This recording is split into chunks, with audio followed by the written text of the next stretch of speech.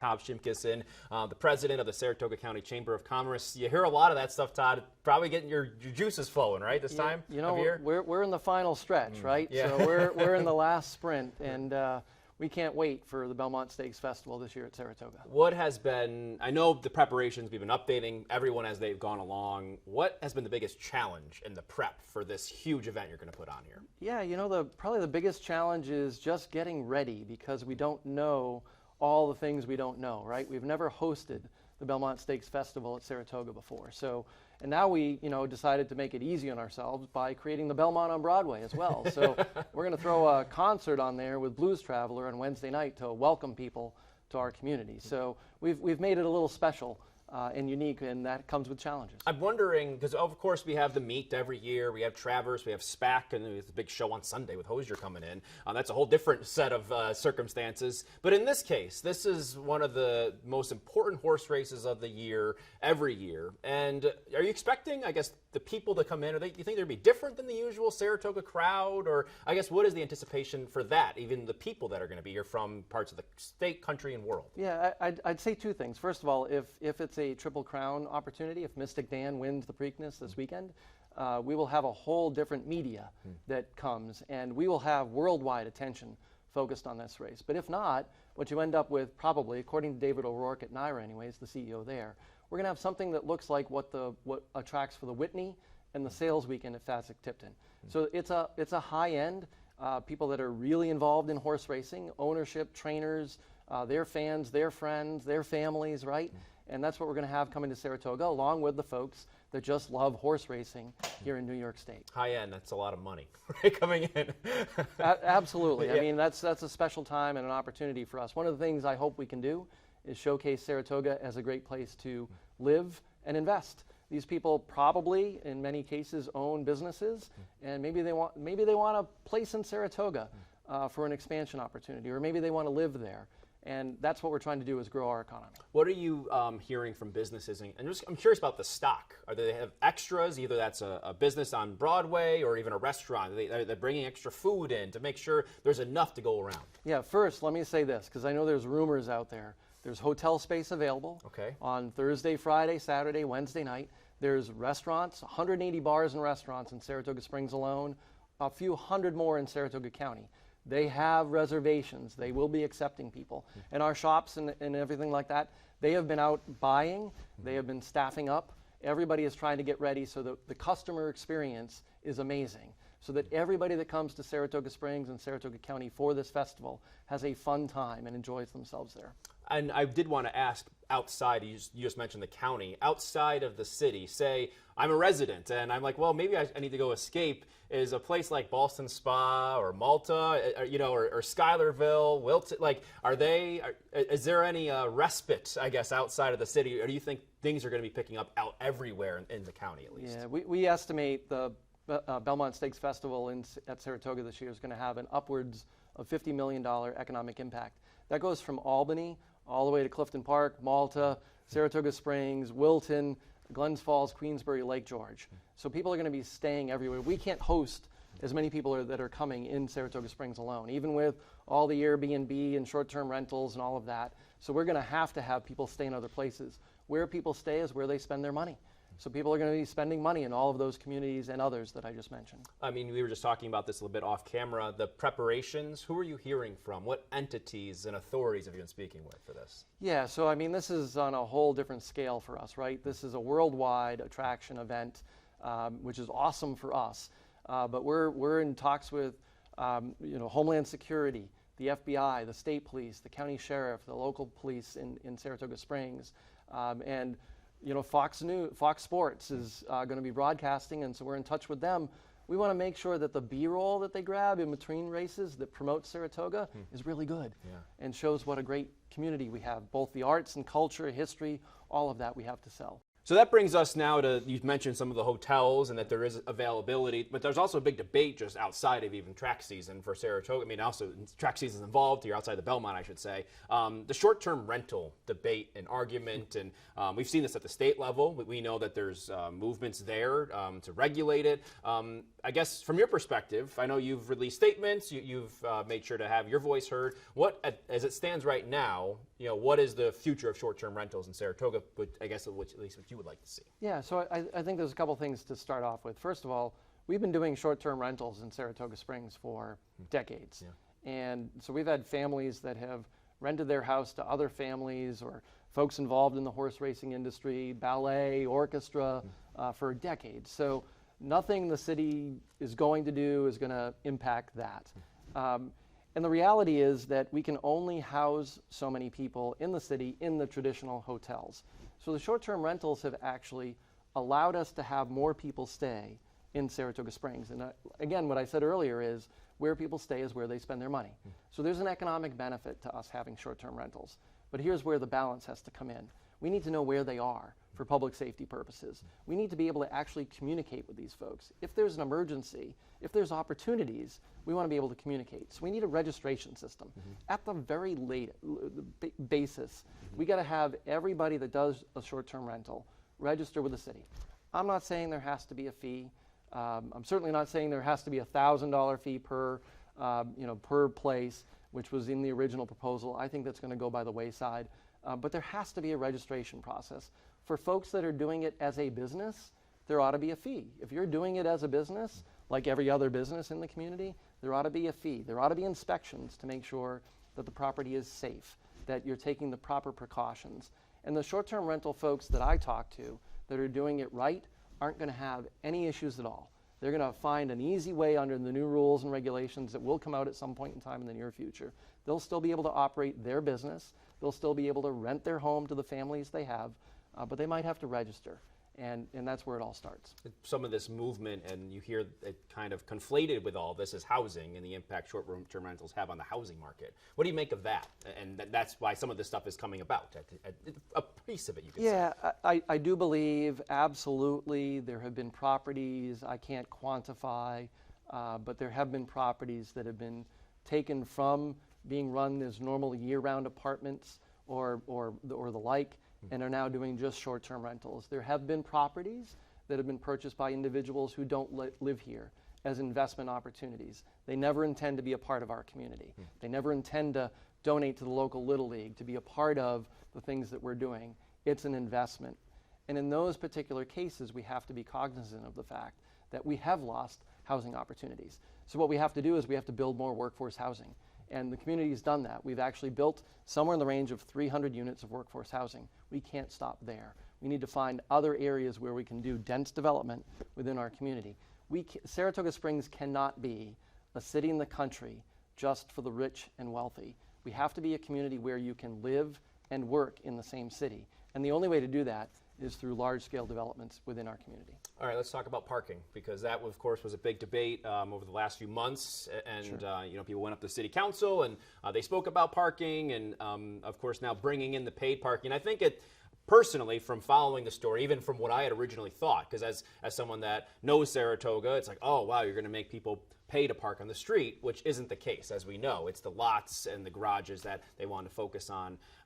Can you tell us, I guess I want to get to the resident part first, because I think that was some of the concern, was the permits. Right. How has that been rolled out in your estimation, and is that accessible enough at this point for people to access? If I live in Saratoga, I have a permit, and broadening that out, because I think at one point that also was going to extend to the rest of the county. Yeah, so let me make sure people really understand. Paid parking is just limited over the summer months in the garages and surface lots. So if you're still parking, if you still want to park on Broadway, you can for free. If you want to park on Spring Street, you can. If you want to park on all of the side streets in downtown Saratoga Springs, 24/7, 365, it's still free. And that was a there's no change, meters right? going on. That was I think the council listened, right? At that point, because I think at one point their side streets were on the docket. Those were taken off. Yeah, there was a very comprehensive plan that was put together. It wasn't necessarily paid, but it would have been restricted to certain types of users. Yeah. And that just became a management nightmare, I think. And so you're right, the council totally listened. The Commissioner of Public Works, Jason Golub, who put this together, he listened all the way through this process. And so now we're going to have just over the summer, and by the way, it doesn't start till after the Belmont Stakes. Right now what has to happen is residents and businesses, employers in the downtown, have to register and get the permit and get their license plates registered so that when they do park downtown this summer, they can park anywhere for free. Residents, businesses, their employees are going to be able to do that. They are working about making sure some of the surrounding towns have that same opportunity, because in many instances we have people that are great customers of our locally owned downtown businesses, and they live in Greenfield, or they live in Schuylerville, or in Wilton, or in Ballston Spa, and we still want to be able to welcome them as our neighbors. Yeah. Do you understand why this is going into place? Yeah, I think it's an issue, and again, it's focused on the parking garages, that we have no funding dedicated to their maintenance or to safety. And so for me in the business community, one of the things that has been a problem for us over the years is in the Woodlawn parking garage, we had a homeless population and an encampment there. And the city had no funds dedicated to push them somewhere else, move them somewhere else, and clean it. These funds will be able to do that. We'll also be able to install security in the garages, and that'll make people feel safer using them. And ultimately, that's what we need in the downtown. We need people to be able to conveniently park and feel safe to patronize the local businesses that we have. So you talk about the roads, the streets, get to the truck traffic, because this one has been permeating for a while and kind of came, I guess I wouldn't say to a head, but the last meeting, there was a lot of public comment about the truck traffic and the studies that have been done and what to do about that moving forward. I ask you, is there something that should be done with truck traffic through Saratoga moving forward? Yeah, you know, there's a really tough one. Here's one that's been debated at least for 40, 50 years. There have been various plans, and what we know today is not a single one of those plans is going to work. Nobody has come up with the magic pill that we could take to improve truck traffic. The reality is that truck traffic has to go through every community. DOT requires that. And so whatever street you put that on, the residents there are going to have concerns and complaints. I live on Lake Ave, right at an intersection. So we have a stoplight. We have trucks that stop there all the time, large trucks. We're just down the street from the fire station, right? When you live in a city, there are certain things you have to put up with. And so that's one of those things. We have a vibrant community where people want to live, but we also can't restrict or eliminate truck traffic. So it's got to go somewhere. And until somebody figures out a better way, I don't think you could tunnel under Saratoga Springs. I don't think they're doing the big dig in Saratoga, but I don't know of any other way around what we have today. So you're of the thought that if there is a solution, like there could be a solution, just there isn't one on the table right now. There has to be the right way to do it. Honestly, right? I'm not sure that there is, because what road or tunnel or bridge are you going to build where you wouldn't upset somebody? So I think it's a real challenge. Now you got to find the right streets. Maybe you've got to figure out the speed limit. Maybe you've got to have enforcement for the folks that are using their brakes improperly. Those are the types of things I think you can do to minimize, right, the noise and the pollution that happens, because I don't know that you can entirely eliminate it. We move on and talk about businesses, and of course there's been a lot of talk about the cannabis rollout in New York State for one reason or another. And I mean, Saratoga at some point, I guess in some aspect, had the grower showcase, right, over in there in one of the garages. How did you see that going? And obviously that's gone now. How do you feel about that? Yeah, so what a disappointment the way New York State has failed, especially the farmers that were, told and authorized to grow this crop. You have a customer base out there that wants to buy it, and they couldn't get dispensaries up and operating in communities like Saratoga Springs that opted in. Our only option a year ago to help our local farmers was the showcase, and thankfully the city center and the city came together to figure out space that could be used for them. And those farmers, it was a rescue for them. They had an opportunity to sell their products last year, but that's gone by the wayside. And so now we've got to get a dispensary opened in our community. And again, the city is working to make that happen. There's a couple of licensed vendors that have the license to be able to do that, and they're working through the planning process, and I think you'll see that hopefully up and operating. I hope we don't go through another tourist season without it. This is an amenity tourists and visitors many expect. If you're going someplace, just like you have breweries and wineries and distilleries, they expect to have cannabis dispensaries, and we need to have one in Saratoga Springs. Do you see one in Saratoga by track season? I'm not sure if it's in by track season, but there's one that's definitely very close to being able to open, and that's good news, I think, for the farmers, and that's good news for the dispensary owner, and I think it's good news for our local economy. All right, well, talked a lot about Saratoga. Let's see if I can find it here. Let's talk about you, Todd. Sure. Tell us about this. This is your latest book. What's it about, and what made you write it? Yeah, it's actually my first and only. Oh, okay, sorry. Probably my first and only book. It's called I'm Not Ready for This. It's a combo of what I learned caring for my mom with Alzheimer's and what I can pass on to other caregivers that are in that journey.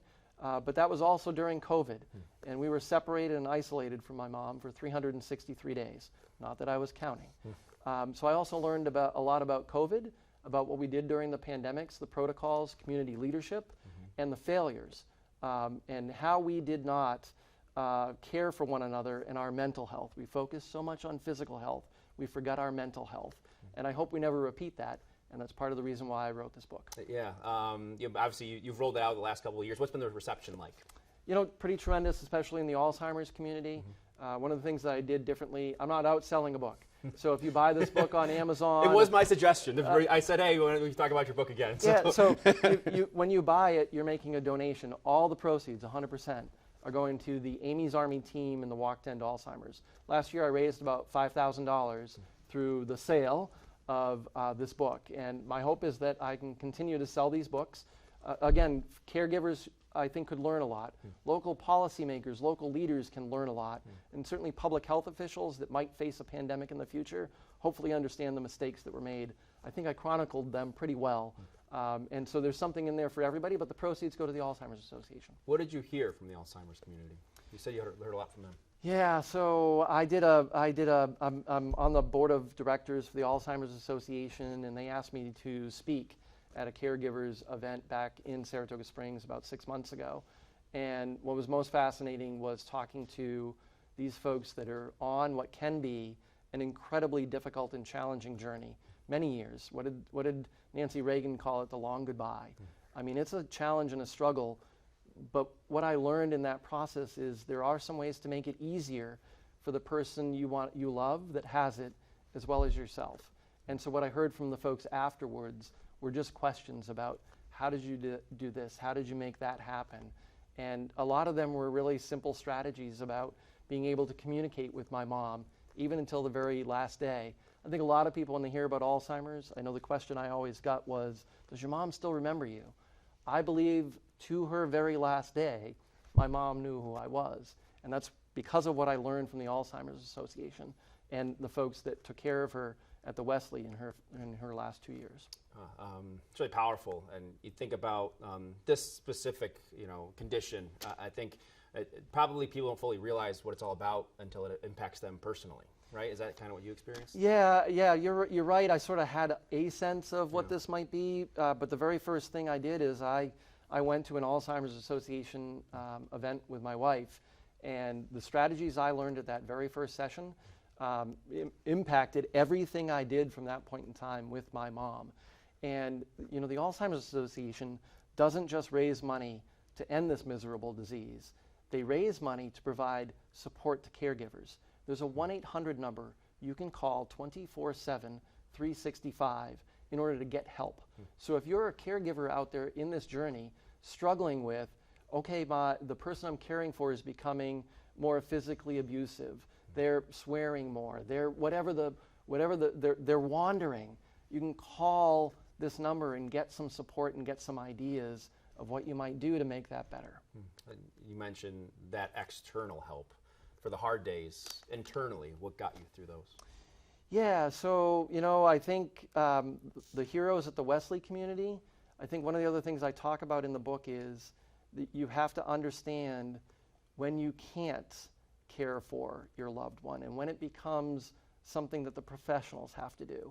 And you have to be okay making that really difficult decision. The title, I'm Not Ready for This, is what my mom said to me on the very first day I put her at the Wesley. She had a moment of clarity where she understood what I was doing for her. And that's what she said, Todd, I'm not ready for this. So it's hard, it's heartbreaking. But I'm telling you, putting her in that facility, they could focus on her care. My job became, every day I went to visit with her, other than when I couldn't get in. And my job was to make the time I was there with her the best part of her day, to put a smile on her face, to make her feel good, to make her understand that somebody cared for her, loved her. And that's what the Wesley allowed me to do. So my advice always is that I know how challenging that decision is, but at some point it's better off, you're better off for your loved one and for you.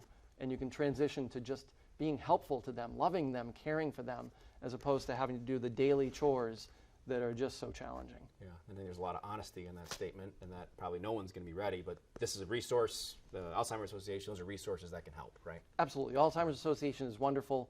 And again, I can't say enough, but I'm on the board, so I'm biased. Well, I think you have a little more of an impact and a personal feel. Todd, as always, we really appreciate your time. Thank you for coming in, and we're looking forward to the Belmont coming up in a few weeks. All right, sounds great. Thank you.